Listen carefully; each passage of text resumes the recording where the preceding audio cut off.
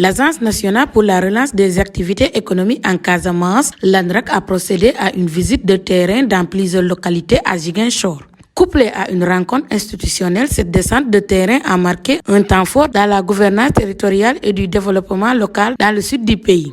Une délégation de conseillers de l'ANRAC venue de Dakar s'est rendue dans plusieurs localités du Nord Sindia. Objectif, constater sur le terrain l'état d'avancement des infrastructures sanitaires et hydrauliques réalisées au bénéfice des populations rurales. Première étape de la tournée, Djokadou, où un nouveau poste de santé a été construit. Une infrastructure destinée à rapprocher les soins de santé des populations locales. Iba Sané, et je suis le directeur général de l'ANRAC. Il va falloir descendre sur le terrain pour comprendre pourquoi parfois nous demandons au conseil de surveillance de nous permettre de faire des recrutements ou de réaliser telle ou telle activité au bénéfice de ces populations déplacées. Vous avez vu déjà en Madiayam l'état dans lequel se trouve ce village. Vous avez été à Djigoudière pour voir également toute la joie de ces gens à retrouver des maisons décentes, des constructions toutes neuves. Vous avez été à Djokadou pour voir également toute la joie de ces populations de pouvoir bénéficier de ces infrastructures importantes, notamment une infrastructure de santé, qui va leur permettre de pouvoir bénéficier comment de soins de santé de qualité et ne pas se rendre en Gambie pour bénéficier de tels services. Donc c'est tout cela aujourd'hui qui me réjouit et l'objectif de cette visite, comme je l'ai dit tantôt, est de permettre à nos conseillers de pouvoir se confronter à la réalité du terrain afin de pouvoir également leur permettre de prendre les meilleures décisions au bénéfice de l'agence. Notre agence en Casamance est une agence chargée de la coordination et de l'harmonisation des interventions en Casamance. Du point de vue structurel, du point de vue organisationnel, n'a pas forcément pour mission de construire des infrastructures en tant que tel. Parce que notre budget, il faut le dire, c'est un budget étriqué, il n'est pas assez élastique. Mais notre rôle également, c'est de permettre à ces structures de pouvoir investir en Casamance, de pouvoir dérouler des activités en tenant compte de l'équité sociale, en tenant compte également de la disparité régionale, jouer cette fonction de péréquation pour dire aux uns, allez ici, les autres, investissez ici, et éviter surtout les doublons.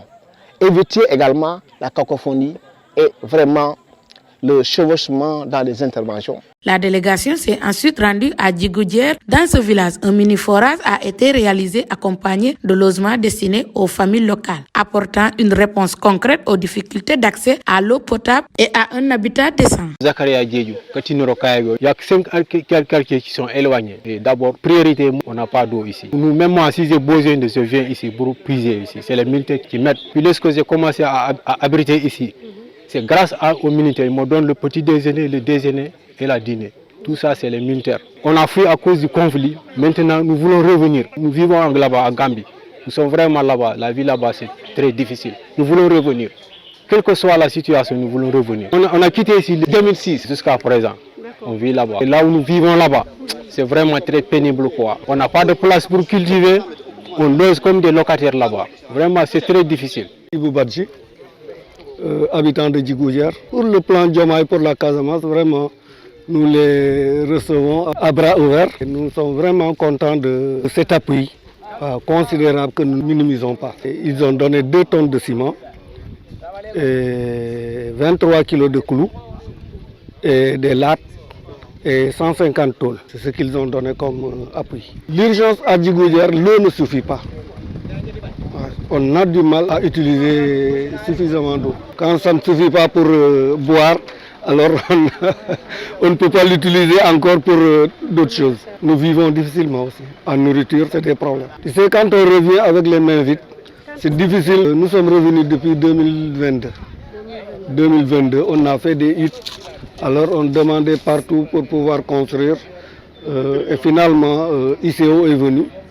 Et le plan Diomaye qui a appuyé aussi. Dernière escale, Madjedjam, où un forage équipé d'un système d'adduction d'eau a été mis en service. Une infrastructure jugée essentielle pour satisfaire durablement les besoins en eau des populations riveraines. Cette tournée de terrain s'inscrivait dans le cadre du premier conseil de surveillance délocalisé de l'ANRAC tenu à Ziguinchor. Une rencontre stratégique axée sur la transparence, l'évaluation des actions menées et renforcement de la gouvernance participative de l'agence. À l'issue des travaux, Une conférence de presse a permis aux responsables de l'ANDRAC de faire le point sur les conclusions de ces 2 jours d'activité, de présenter les perspectives à venir et de mesurer l'impact concret des projets réalisés sur le terrain. Un engagement réaffirmé de l'ANDRAC en faveur du développement local et de l'amélioration des conditions de vie des populations de la Casamance.